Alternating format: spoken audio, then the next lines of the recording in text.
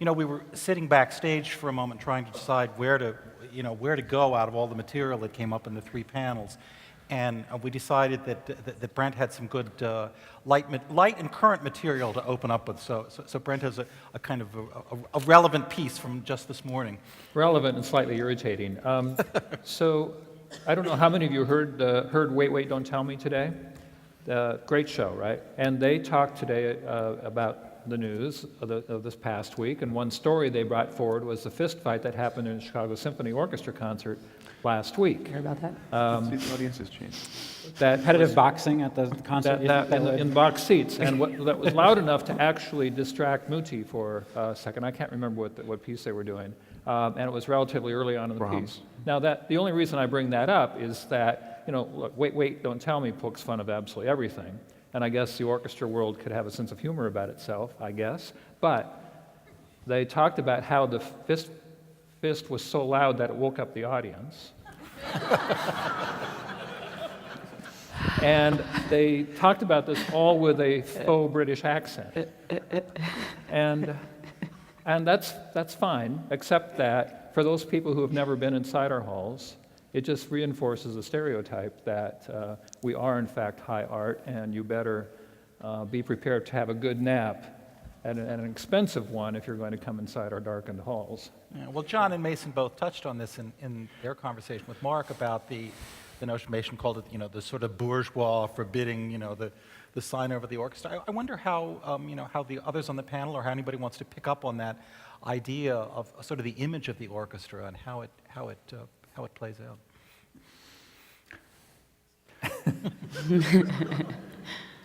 Well, it's a marketing challenge, and it was. I can actually remember when the marketing started to change, and you got photographs of young, very gorgeous violinists in, very small gowns, and then chamber music groups decide, instead of posing while playing a Bartók or a Beethoven quartet, would take their Strads and go out to Central Park and hang on a tree and try to make it look like they're regular people, even though they were dressed in tails.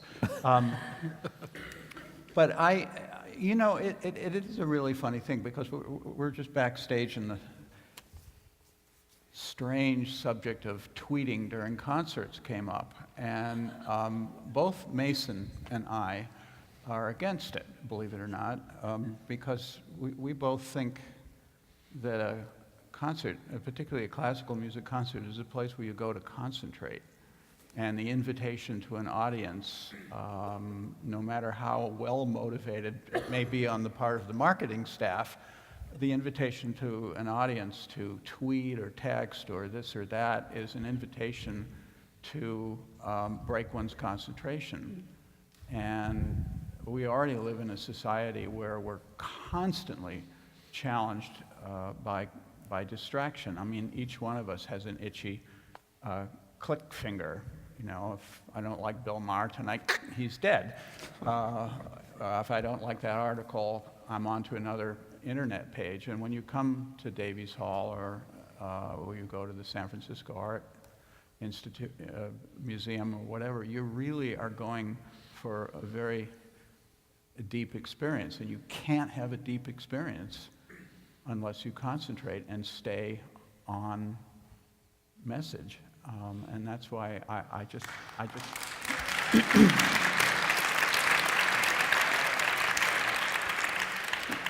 But where are you on fisticuffs in the hall?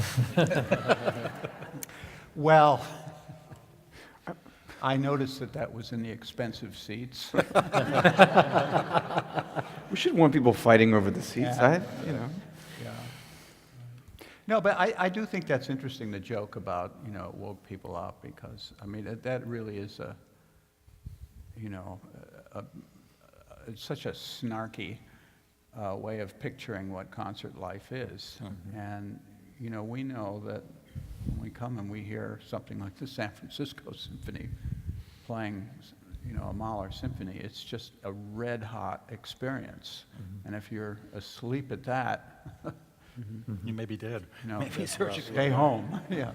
Margo, you wanted to pick up on something there. Oh, I just wanted to support, actually, I think from a marketing standpoint, I wish it was sometimes promoted that, or I'm sure somebody has done it, I just haven't seen it, but where, because we live in this age of constant participation, and this constant flow of information, that this amazing opportunity to come into an intimate concert, a live experience, and to actively engage in that here and the now for that period of time, which takes effort if you're really going to get something out of it, in my opinion.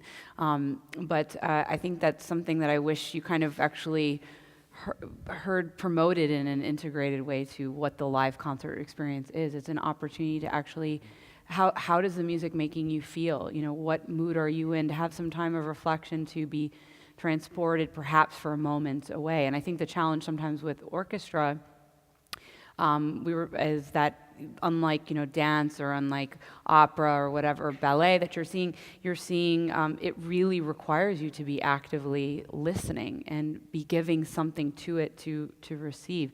But I think that's a wonderful thing, and then perhaps the more the world goes into its chaotic, just the rate of change and everything that's around us, I hope that it can be used as a very special marketing tool to have moments of respite and reflection. I think that's a really good point, in that we have to be proud of the things that make what we do really special. That it is a kind of live experience, that it forces us or invites us to be present in a way that maybe when you're driving a car and juggling the coffee and the cell phone's buzzing in your pocket and you're dealing with traffic reports on the radio and everything all at the same time, that we don't have that kind of focus. And really, it's interesting to me, this idea of the orchestra being snooty. I mean, in the sense that the roots of that marketing move really go back to the 19th century, right? In a time when most people in the audience probably also played an instrument. There was a little bit more of an amateur culture. And also where people were really proud of the fact that the kind of spiritual ambiance that the concert hall has, that sort of ability to experience this intense emotion with your community, was something that was really celebrated. There are certain things about being elite, about having a professional orchestra that takes all of what the amateurs were doing and put it on the next level, was something that we really wanted everybody to enjoy. But it was the idea that there actually wasn't quite as much of a gap. There's no recordings. You can't go on your CD player and just listen to Mahler. You really had to be there. Or you had to be at home playing it on the piano in a two-hand arrangement. That was really the way you learned Beethoven, for instance, all the symphonies. And so I think part of the mistake was when we made this a professional experience, when we wanted to say this was really special and was really valuable, we also discounted what the amateurs were doing at home. And part of it is really to celebrate the musicians among you, right? That people, we all have this relationship to music. And in making us on stage feel more special, we sort of forgot that people in our audience also are musicians, have a relationship. And that's, I think, where technology has some interesting things, because maybe it's not, we can debate about whether we want tweeting happening at the concert hall, but to have, I think with my daughters, for instance, who are tweeting 100 times a day or texting 100 times a day, that's the way they focus. That is part of the way they concentrate, about what they recognize as all of this multi-sensory flow of experience, what is worth saying, what is worth putting in a text and sharing with somebody. So it's a way of highlighting something of their life. And so to say, for instance, John, in your piece, when the brass come in there towards the end, if maybe it wouldn't happen in the concert hall, but maybe if it was live streamed and there's this chat and people say, whoa, listen to the brass, that's what you want people to recognize. And for some people, it's probably helpful to have that cueing so that they get the experience. And I don't know if there's different ways to bridge that connection, but it's crossing this gap between our stage and our seats that is really the key. Yeah, I think, just to add to that, I think it's interesting they're obviously very different, but if you look at when getting lost in the emotion at a sporting event, or if you look at what Shakespeare at the Globe was originally like, it was a very noisy, boisterous affair with a lot of interaction between the players and the people in the audience. And so things have evolved and people experience these visceral feelings in different ways. And what you were talking about the way that people express that has changed. And I think doing anything in a concert which is going to distract from other people's enjoyment ranging from tweeting to fisticuffs is potentially dangerous. But I think we have to be very careful about. I don't think it's so much what happens in the concert hall. It's actually getting to the concert hall, where the on-ramps are perhaps steeper than they might otherwise be.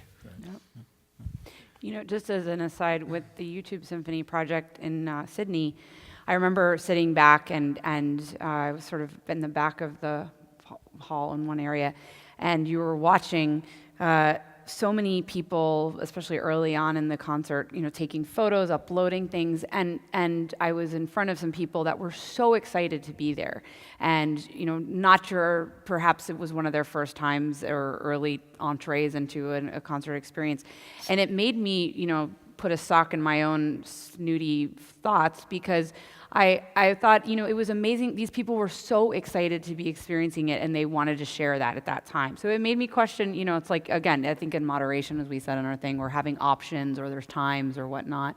But it was kind of humbling to just watch that enthusiasm from those people, which, was moving to them and something they wouldn't forget being a part of, which at the end of the day made me excited, It's fun to be talking about the live concert experience, and it's interesting that we got our first applause when John celebrated the fact of concentrating and being there in the moment. And to bring this into the Twitter world, we did receive a tweet today during the earlier sessions about the issue of technology and different ways of experiencing music. I often think of this when I watch people walking around town listening to most of the music they hear through earbuds, which is acoustically a pretty poor way to listen to music. In fact, I remember reading a study once that kids who have grown up with this, younger people who've grown up with this, actually prefer what is measurably poor sound because that's what they're used to, which is a fascinating thing. And it's always, even for those of us who are regular concert goers, it's always ear-opening, I think, as it was for me last night sitting in the hall. Wow, listen to the way that thing sounds on the orchestra, whatever timbre or quality it's coming across. But someone asked on Twitter this question: isn't quality an issue when it comes to streaming a concert on the web? And I wonder how some of you would respond to that. I suppose it goes to recordings and all these kind of ways that we experience music now that we didn't, 50 or 100 years ago. Can I say something about that? Sure, of course. Please do it. Please stream concerts on the web. They will never cannibalize the concert experience. I mean, one of the great things about the orchestra in the digital age is that because it is this acoustically unique experience, nobody ever is going to say, oh, I heard the Beethoven 9 on my tinny computer speakers, and therefore I don't need to go. If we can all figure, if we can figure out a way to get to a place with the complicated arrangements we have with our musicians and management and all that to stream stuff, I think it would be huge. I mean, it would be phenomenal to be able to let people know, even just dip in for, like a kind of a preview of what's going on. That will never replace what's happening here. It really will not. I mean, even if you rig it up in a pretty sophisticated studio, I mean, acoustic sound it trumps all things when you're talking about, the human ear. So I think it's almost immaterial whether it sounds great or not. I mean, we just want to get something of the experience out there. And, all these tools that we're talking about, I mean, Twitter, it can be used as a tool to relay information to people, to put people onto things. We can do things like we had at the first Mavericks Festival with video and get information to people so that they don't feel like they know nothing. Even they might be the most sophisticated friends they'll say, oh, I don't really know much about the symphony. And you're like, wow, well, you went to this modern art exhibit last week that was, a bunch of crazy digital video art. How can you not come to the symphony? People were intimidated. But once we get in here, there's just a bathing in the acoustic experience that I think suddenly is I mean, as John mentioned, is really this very special thing in contemporary life. So, if we can webcast it, fantastic. And if it doesn't sound great, even better. Come here and check it out.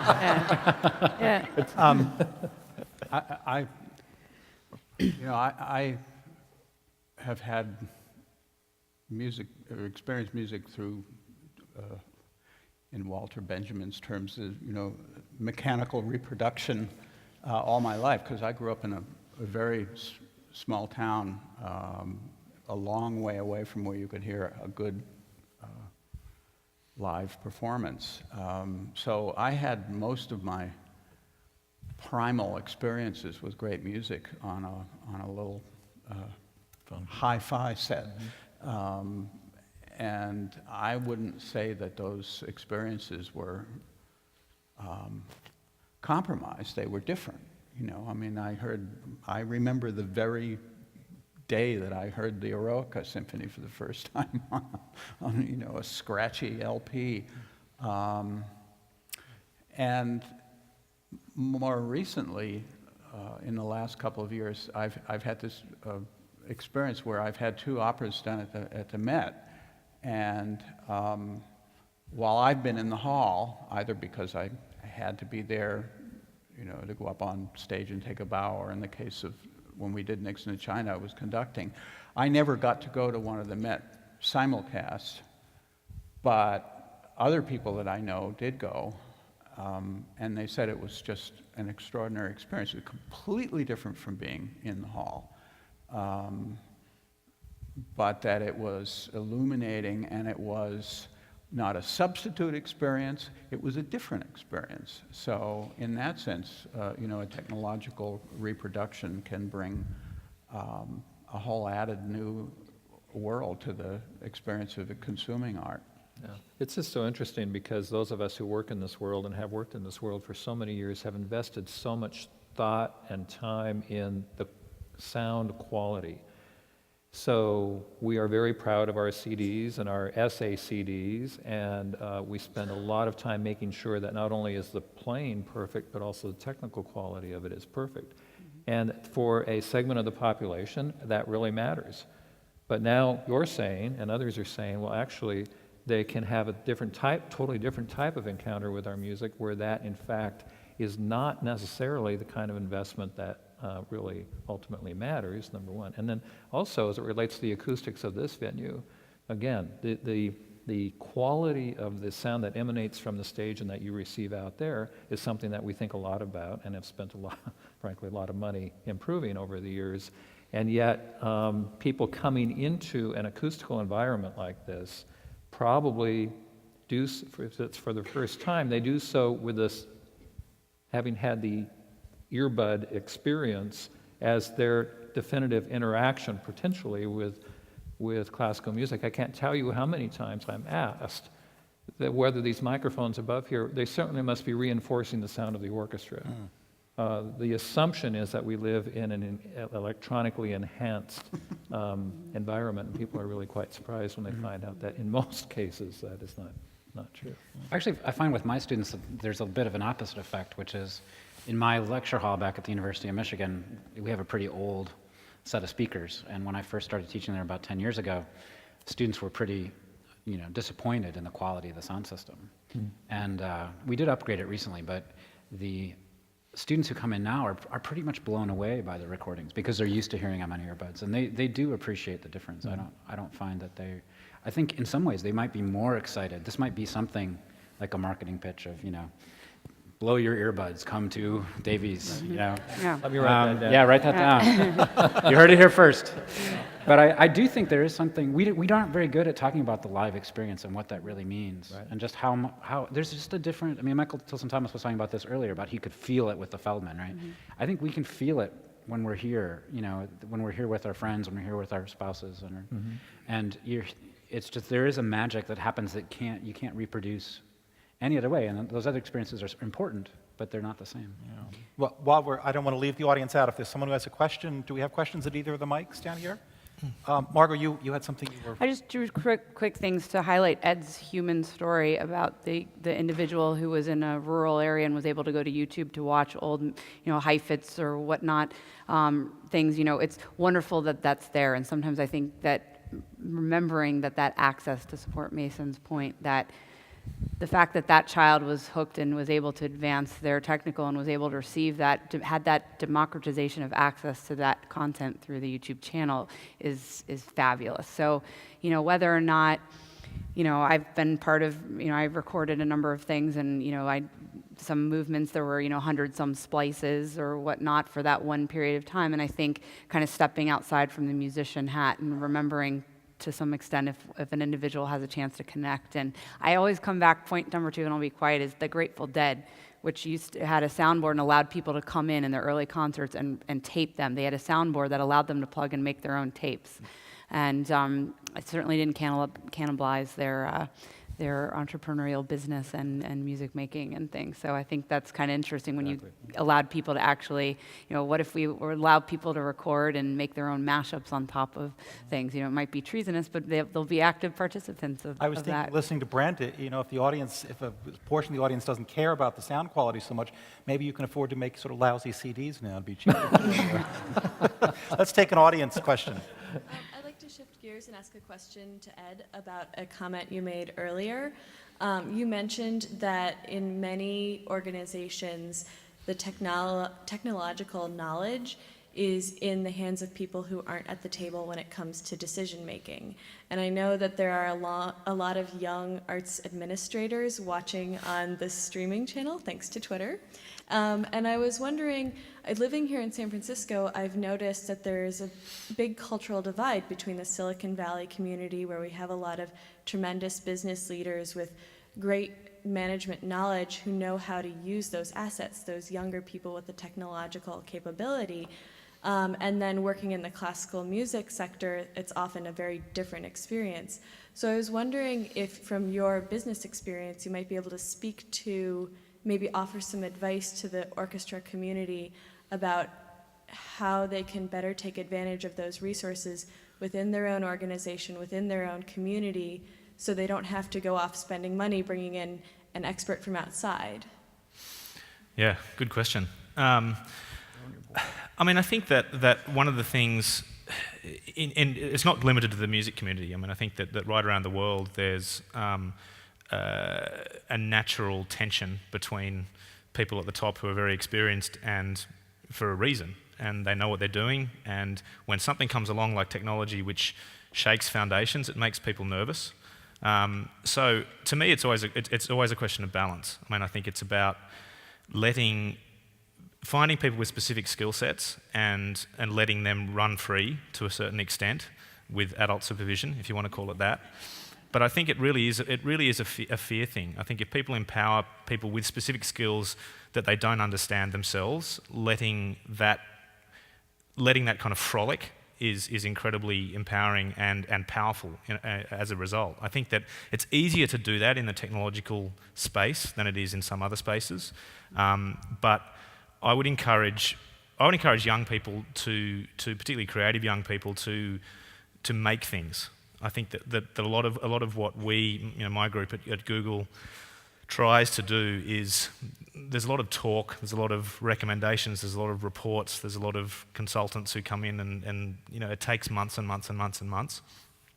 Whereas you're in a position now where you can actually make things, and whether it's a snippet of an idea that is somehow physical or somehow made as opposed to just an idea, just go off and do it. And ask forgiveness, not permission, if that makes sense. And I think that if you have senior people in your organisation who are frowning on experimentation that's actually taking something forward, then you're probably in the wrong place. We don't always get it right, but I think being encouraged to make and having a making culture is something that Silicon Valley's done very well. I think there's a lot of lessons that more traditional institutions can take from that. Great. Shall we take another question? You have one from this side? John mentioned an allusion to an association between British accents and culture, and since apparently that's been affirmed by wait, I haven't, then I feel a little trepidatious about standing here. However, I did want to build on the question, which I think was taken somewhat askance, as to whether composers actually think about their listeners. And I'm sure, of course, they do think about their listeners, but I would follow that by the question of, well, what do they think about their listeners? And it seems to me that it's actually a very important issue, because there's two things that have come out of many things that people have been talking about in terms of the assumptions that we bring to our musical experience. One of which is that a lot of modernism, I think, indeed does set out to shock, And leaving aside the musical world for a moment, certainly if we look at the world of visual arts, then we have experiments with excrement and putrefaction and sexual detritus and all sorts of things which are avowedly there to shock. Now, maybe the musical world doesn't go quite that far, but I think some musicians are certainly out to shock. So is there a boundary as to what's appropriate in terms of shocking? I mean, certainly Beethoven, I think, maybe he wasn't a maverick, but he set out to shock in a certain sense. So is there a boundary, and how do we explore it, and how do we know whether we've gone beyond it? That's at one extreme.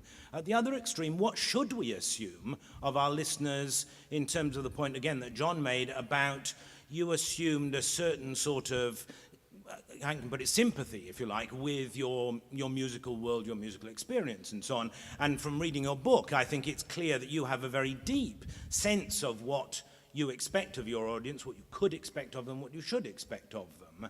But again, with these new audiences we're talking about, how do we actually go about deciding what are the appropriate expectations? And with the various options that we talk about in that context, when is one set of assumptions appropriate versus another set?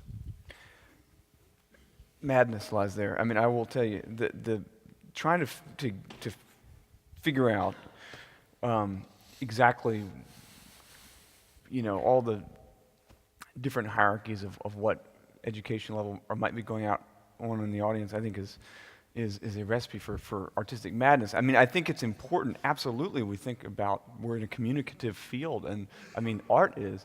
And so exactly what John said earlier about this, I think, is totally dead on. I mean, it's absolutely a part of our equation. I think it's difficult to think about the kind of demographic makeup of everybody. I think in a way, for me, it's about a space. I mean, the symphonic space is a place where you hear music a certain way. If you're in Mezzanine, this club over near the Mint, and you're spinning electronic music for 3 hours, it's a different space. I mean, not just realistically, but like psychologically. And people process that music differently. Is it background music? I don't know if you could say that. People are feeling that dance music in their gut, and they're involved with it in a very deep way. But the time is different, the perception is different. When you're here in this space, you're in a much more focused listening world. And so, I find that my needs here are totally different. If something that might work in a different space psychologically, when you're here, you might need something more dynamic. So I feel like in terms of the specificity about what's going on from person to person in the audience, I think is really becomes a kind of a slippery slope. I think absolutely one has to think about things like, what is perceptible in this piece. Like if I want this particular musical idea to transform over this piece of music, well, if it can't be heard, I mean, if it actually just can't even come out through the textures or something, then you're going to have a problem making that work. I think if we think about this as a kind of a psychological space, and really imagine that what we do have in here, we don't know all the details of what everybody's backgrounds and prerequisite education is, but we do know that people are paying attention, hopefully not tweeting. And that allows you, I think, a huge amount of freedom to do what you want to do artistically, while also acknowledging that, yes, there's like a room full of listeners who are experiencing this. Yeah, can I respond to the gentleman about English, British accents and culture? Only if you speak in a British accent. First of all, Heathrow is the only airport in the world where I've, on numerous occasions, had my passport checked, and they said, "Oh, Mr. Adams, I love harmonium." And my favorite London story, I got in a cab, and this wizened up old Cockney guy was driving. He was just so small and old, and he said, "So what you do, mate?" And I said, "Oh, I'm a composer." And he said, "Oh, rock and roll?" I said, No. "Oh, yeah, like John Williams?" "No, a little more serious." "Oh, Harrison Birtwistle."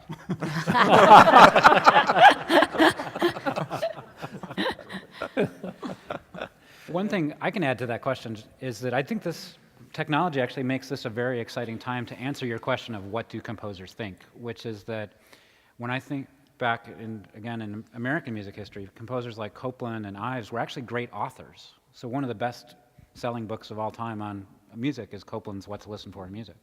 But everybody on this panel pretty much has a Twitter account. Everybody has a blog, but composers today tell you a lot about what they're thinking, but you have to sort of go and see what they're talking about, what they're thinking about.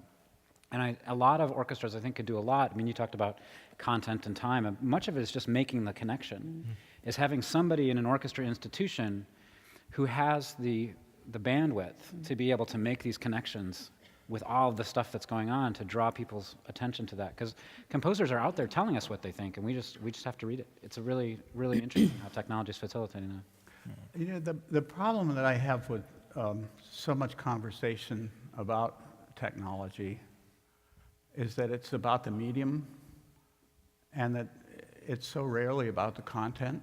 Yeah.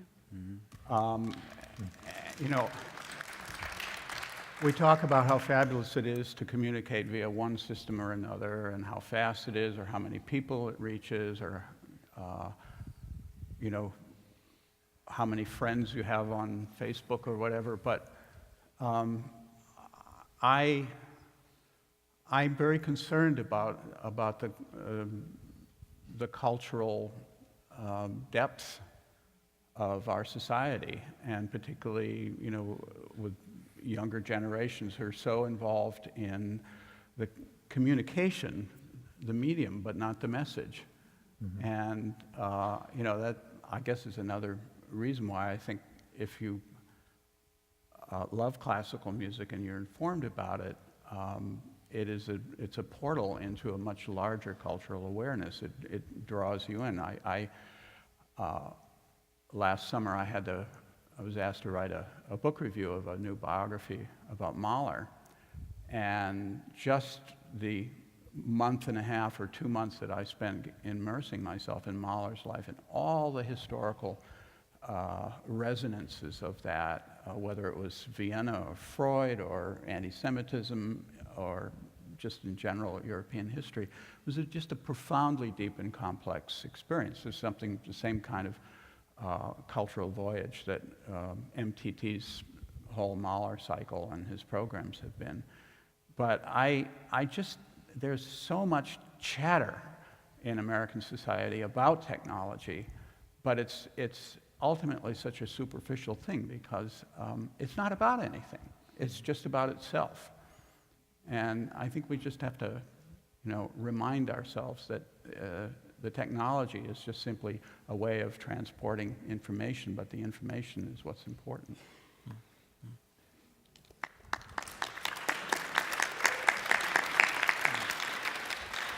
I've also been thinking about this in the relationship with the composer and the audience, and I think one of the deadliest words that's so often used right now is the word like, not only in the context of Facebook, but the sense that we must like something. Like is, first of all, too gray an area, I think, and also there's the assumption, and I think if you are spending your money to come to an orchestra concert, you better like everything, however one defines like. And so when I ask people to describe their experience, people on our staff or whatever, describe their experience at an orchestra concert, I tell them to specifically avoid the word like. Partly because, like I said, it's too gray, and also because it's okay not to like something. It's okay, we do 106 subscription concerts per year, generally 3 or 4 works on each program. There's going to be something there that, I hate to say it, you probably won't like. But will it leave you changed in some way? Will it leave you having had a different type of experience or an encounter, or give you some glimpse into life or some other thing? Will have had that effect on you? That is our hope. It does not mean you have to absolutely fall deeply in love with every piece of music that you hear, and I'm not only talking about contemporary music now. I'll pick up something that Michael had said earlier in the day about how, when you hear a piece of music, whatever happens to you, you're not the same person afterward. And I was thinking that as Mason was speaking just a moment ago about the audience, I think we tend to think of the audience as this monolithic thing, that everybody comes into the hall and they file in, somehow all these chairs look alike, and that somehow we're never the same. First of all, there's obviously huge diversity in any hall, but also even as individual listeners, we're different when we're at a club. We're different. Maybe we're different listeners for the first movement of Beethoven's Eroica as we are for the second, or certainly for a John Adams piece than we are for a Mason Bates piece. I mean, that's part of what it means to be an audience member and be alive, is that marketers have to think of them in monolithic ways and about putting, how do we deliver the content, whether it's technology, live, ticket sales, marketing, or whatever. But I think it's been great to talk a lot about the live experience today and how we are not, it's a very individual and specific and febrile thing that changes all the time, and it's great to have people touching on that in different ways today. People standing up. Yeah, we've been talking about how basically we're going to try to. Oh, sorry. I guess it's my turn? Okay. You got it. Yeah, Margo and many of you have talked about, I guess, what is a crisis in the classical music world of diminishing audience.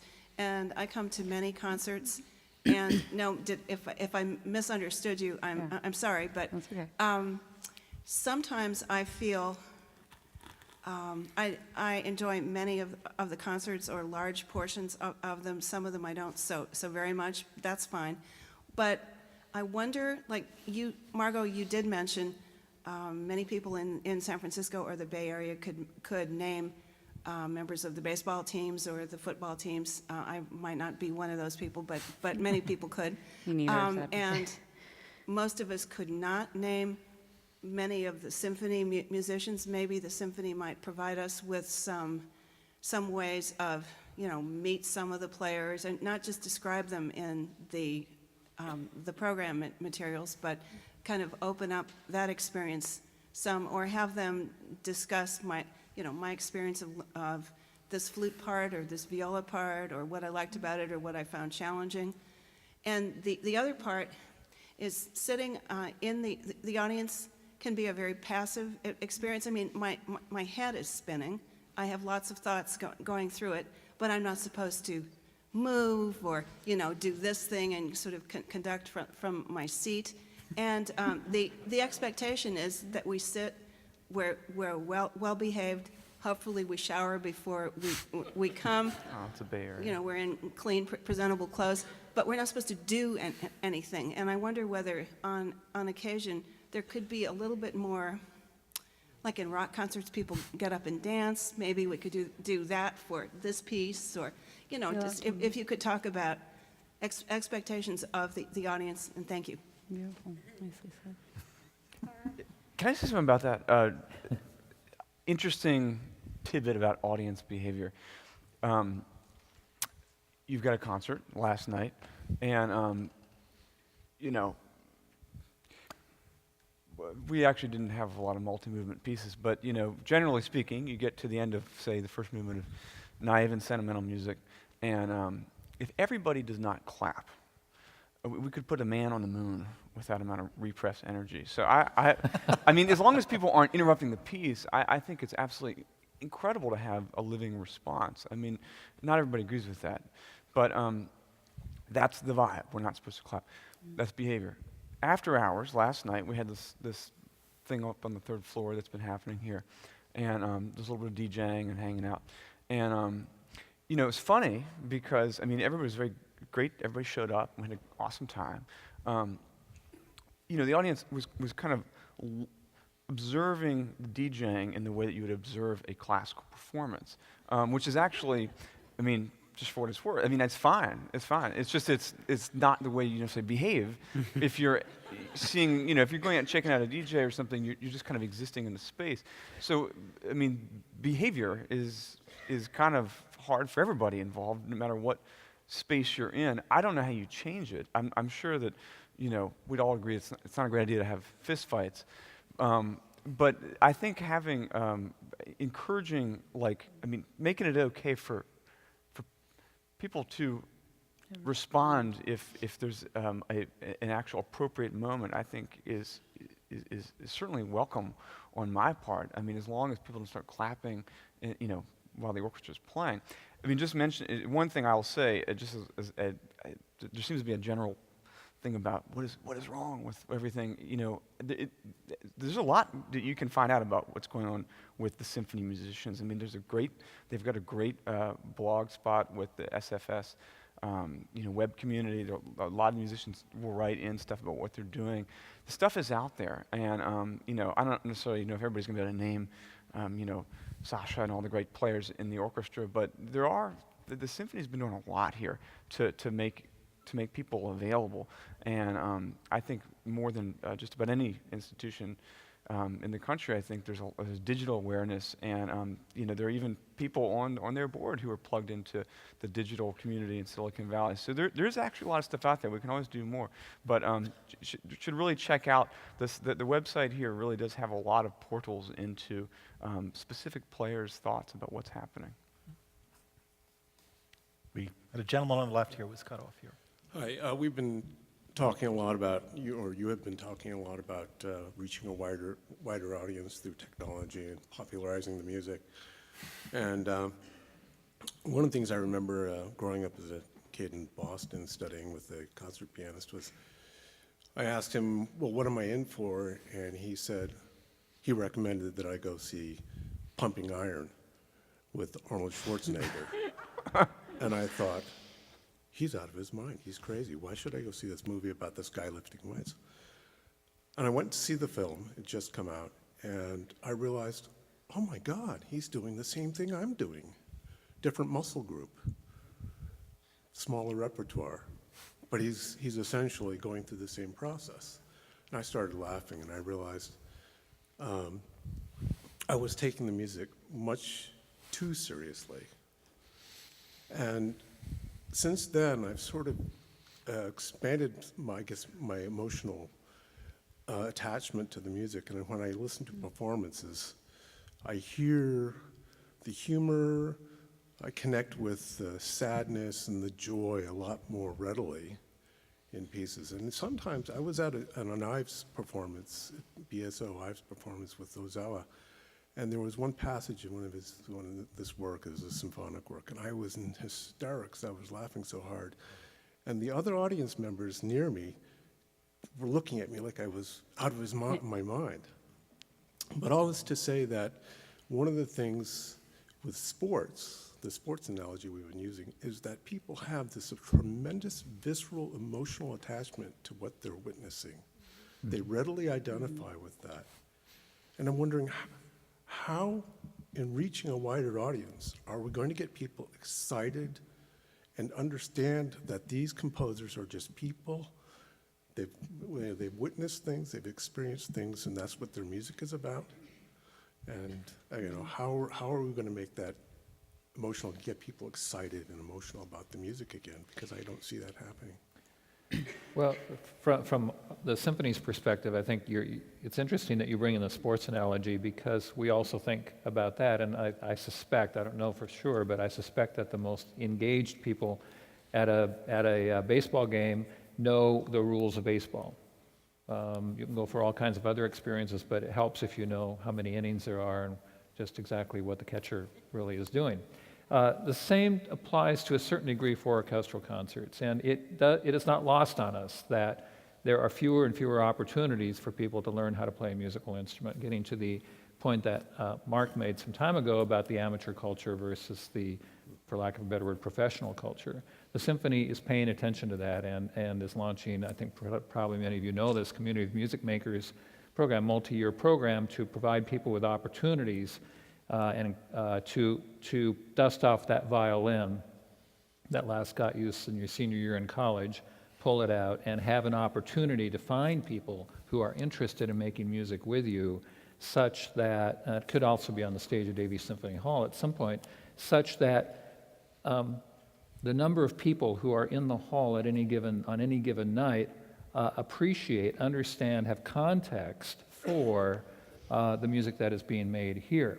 doesn't mean that you're putting it up on the pedestal. Quite the contrary. You're understanding it a little bit more, and you're appreciating what the professional musicians are doing. So I don't know if I've answered your question, but that is getting at some of, I think, what you were talking about. I would like to see people playing music as much as they play sports. That's right. That's really So would we. It's the greatest predictor of future attendance of an orchestral concert is if you played a musical instrument as a child. It's 70%. You know, the sports, you mentioned sports, and I actually think a lot has to do with what the models are in our culture, because when my kids were in high school, or my daughter played the violin, and she was on the swim team. And the school, they didn't even have an orchestra. They had sort of a music, like a chamber music program. It meant one afternoon a week. But you couldn't even join the swim team if you weren't committed to practice 5 days a week and then meets on the weekend. And that's pretty much standard for any varsity sport. And this was a very good school. But clearly the value, which is completely agreed upon in this society, is that sports builds character. And if you're going to be good at sports, you need to practice. You need to stay after school and spend 1 or 2 or possibly 3 hours, 5 days a week, and then on the weekend.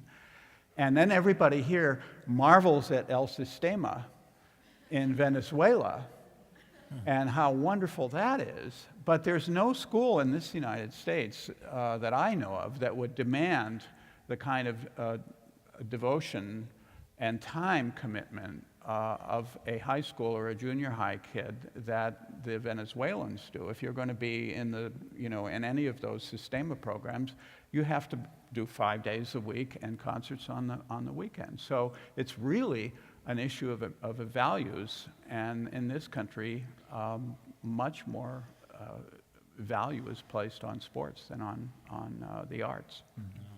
Margo, you look like you were ready to come in on participant. No, well, I actually, to step back for a moment on one point, from the musician, since I think I'm the only one here. Well, Mason, you've played in an orchestra, but not as a member of a full-time orchestra. But as the only member, since speaking from mistakes and lessons that I look back on with my own, I would say, very poor attitude that I had as a 21-year-old going into a leadership position in a major American orchestra.